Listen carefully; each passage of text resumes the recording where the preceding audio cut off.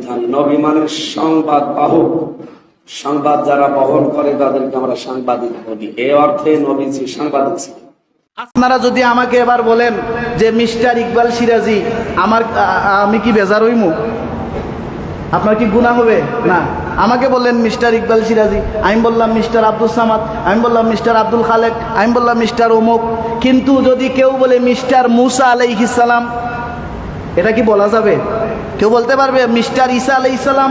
কেউ বলতে পারবে মিস্টার মুহাম্মদ সাল্লাল্লাহু আলাইহি ওয়াসাল্লাম? এই মিস্টারের তো মহাশয়, এই মিস্টারের তো সম্মানী একটা উপাধি, কিন্তু এই উপাধি সাধারণ মানুষের ক্ষেত্রে প্রয়োগ করা যায়। আমার নবীর শানে, আকাশচুম্বী নবীর সম্মান ইজ্জতের শানে আমার নবীকে মিস্টার বলা যাবে না, কাউবয় বলা যাবে না। আমরা একজন আরেকজনকে সাংবাদিক বলে ডাকি, এই যে সাংবাদিক সাহেব এদিকে আসেন, কিন্তু আমার নবীকে এই সাংবাদিক বলে ডাকা যাবে না, ঠিক কিনা বলেন? এই জন্য যারা আমার নবীকে সাংবাদিক বলেছে, অচিরেই আনতাহবাতা আমালুকুম, আল্লাহর আদেশ, সেখানে তোমাদের আমল ধ্বংস হয়ে যাবে। তোমরা কোশ্চেন কালেও বুঝতে পারবে না।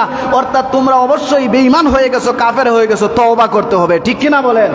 আমরা এই নোয়াপাড়ার মানুষ, সোনাতলার মানুষ, এই সিলেটের মানুষ, আজকে আমরা এই মসজিদ থেকে, জুমা থেকে আমরা তাকে প্রতিবাদ করলাম এই কথার, সে যেন প্রতিবাদ এই কথাকে উড্ড করে নেয়, লাইভে এসে যেন ক্ষমা চেয়ে নেয়, আল্লাহর কাছেও যেন ক্ষমা চেয়ে নেয়। আল্লাহ তাকে বুঝার তৌফিক দান করুন, বলি আমিন।